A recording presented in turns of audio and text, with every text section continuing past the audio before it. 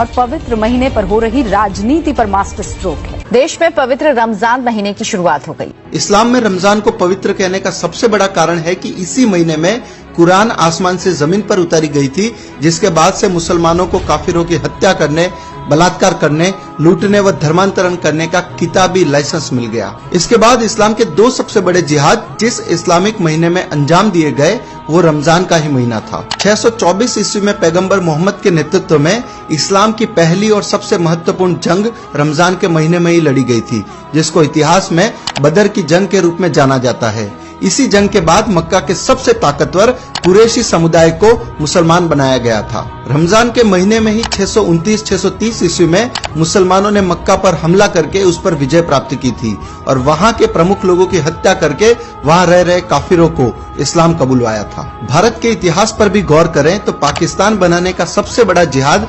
1946 ईस्वी में रमजान के महीने में ही छेड़ा गया था, जिसको डायरेक्ट एक्शन डे के रूप में जाना जाता है। 16 अगस्त 1946 रमजान के 70वें दिन कलकत्ता के हर मुसलमान तक एक पर्चा बांटा गया, जिसमें रमजान के महीने का हवाला देकर भारत में हिंदुओं के कत्लेआम की घोषणा की गई थी। उस पर्चे में लिखा गया था कि हम लोग रमजान के महीने में जिहाद शुरू करने जा रहे हैं। अल्लाह की मर्जी से हम हिंदुस्तान को दुनिया का सबसे बड़ा इस्लामिक मुल्क बनाने में कामयाब होंगे। ए काफिर, तुम्हारी सजा का वक्त आ गया है, अब कत्लेआम होगा। हम हाथ में तलवार लेकर फक्र के साथ तुम पर जीत हासिल करेंगे। डायरेक्ट एक्शन डे कयामत का दिन होगा। आपको जानकर आश्चर्य होगा कि वह पर्चा किसी मौलवी ने नहीं बल्कि कलकत्ता के मेयर सैयद मोहम्मद उस्मान ने छपवाए थे और उस समय के हिंदुस्तानी मुसलमानों के प्रमुख अखबार डॉन के पहले पन्ने पर भी इसी पर्चे का एक विज्ञापन छापा गया था। उसके बाद जो हुआ उसमें अकेले कलकत्ता शहर में पहले 15 मिनट में 300 हिंदू और अगले 72 घंटों में लगभग 6000 हिंदू मार दिए गए। 20,000 से अधिक लोग गंभीर रूप से घायल हुए और लगभग 1 लाख लोगों को अपना सब कुछ छोड़कर भाग जाना पड़ा। रमजान के दौरान हुए उस नरसंहार में हिंदुओं की मौत का सही आंकड़ा सामने नहीं आ पाए, इसलिए हिंदुओं की लाशों को नदी में बहा दिया गया।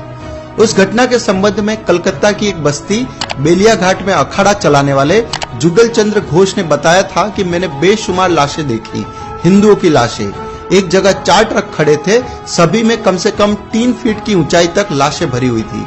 गुड़ की बोरियों की तरह वो ट्रकों पर लदे पड़े थे और उनसे खून टपक रहा था। वह सभी लाशें हिंदुओं की ही थी। महीना रमजान का था और कत्लेआम करने वाले मुसलमान थे। तो मित्रों, अब आपको समझ आ गया होगा कि रमजान का महीना मुसलमानों के लिए इतना पवित्र क्यों है, क्योंकि वे इसी महीने में अपने जिहादी रूप को सबसे अधिक बाहर लाते हैं और इस्लाम का जो मूल एजेंडा है उसको भी इसी महीने में प्रमुखता से अंजाम देते हैं। लेकिन लोगों को बेवकूफ बनाने के लिए ये लोग रोजा, रूह अफ़ज़ा, इफ्तार, सेवैया, खजूर, ज़कात और इबादत का स्वांग रचते हैं, जिसे आम हिंदू समझ नहीं पाता और वह अपनी ही मौत के महीने को पवित्र महीना कहने की भूल करता है। लेकिन आज के इस वीडियो के बाद कम से कम हिंदू समाज को तो रमजान को पवित्र कहना बंद कर देना चाहिए और रमजान की सो कॉल्ड पवित्रता का जो सच इस वीडियो में बताया गया है